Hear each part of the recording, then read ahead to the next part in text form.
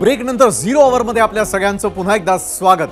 ब्रेकला जाण्याआधी आपण ठाकरेंची शिवसेना मुस्लिम उमेदवार का देणार आणि आताच्या विधानसभेमधील मुस्लिम आमदारांची संख्या याबाबत पाहत होतो आणि याच विषयावरती आपण विचारलेल्या प्रश्नावरती चारही प्लॅटफॉर्म्सवरती जवळपास 1 लाख नेटिझन्सनी मत नोंदवलंय।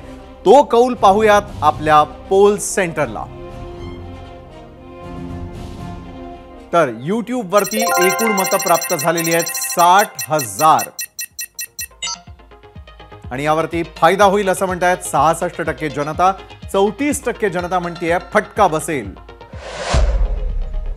त्यानंतर इंस्टाग्राम वरती आपण जाऊयात। विधानसभा निवडणुकीत उद्धव ठाकरेंची शिवसेना मुस्लिम उमेदवार देण्याच्या तयारीत काय परिणाम होतील त्या परिणामांसंदर्भातले जे 2 पर्याय तुमच्या समोर आहे। इंस्टाग्राम वरील 2000 मतांपैकी फायदा होईल असं म्हणतात 66%, फटका बसेल असं म्हणतात 34%। त्यानंतर एक्स वरती आलेल्या प्रतिक्रिया त्यांची देखील जर आपण तुलना केली तर फायदा होईल असं म्हणते 47% जनता, 53% म्हणते फटका बसेल। त्यानंतर फेसबुक वरती देखील तुम्ही भरभरून मतं दिलेली आहे, तुमचा कौल दिलेला आहे। तर महाराष्ट्राचा कौल म्हणतोय फायदा होईल 47%, 53% म्हणतात फटका बसेल।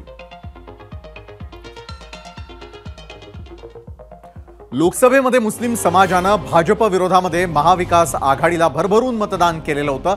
त्याचा फायदा ठाकरेंच्या शिवसेनेला सुद्धा झाला होता आणि त्यामुळे विधानसभेसाठी मुस्लिम समाजाला प्रतिनिधित्व दिलं तर त्याचा फायदा होईल असं ठाकरेंचं गणित असू शकतं।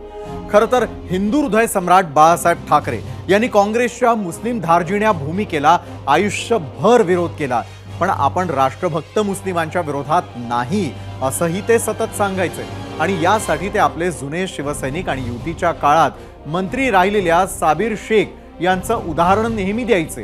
त्यासोबतच कधी अझरुद्दीन, कधी झहीर खान तर बऱ्याचदा अब्दुल कलाम आझाद यांची नावं सुद्धा असायची। आता पुलाखालून बरंच पाणी गेलंय। कट्टर हिंदुत्वाचा पुरस्कार करणाऱ्या बाळासाहेबांची शिवसेना फुटली।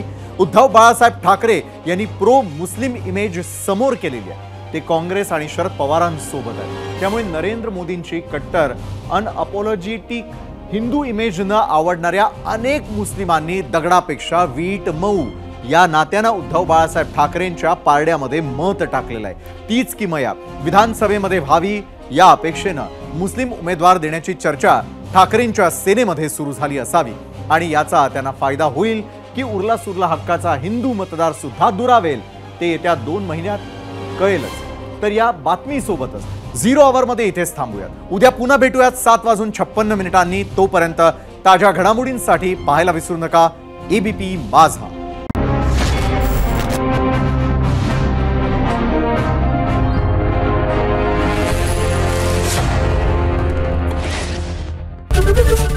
एबीपी माझा, उघडा डोळे बघा नीट।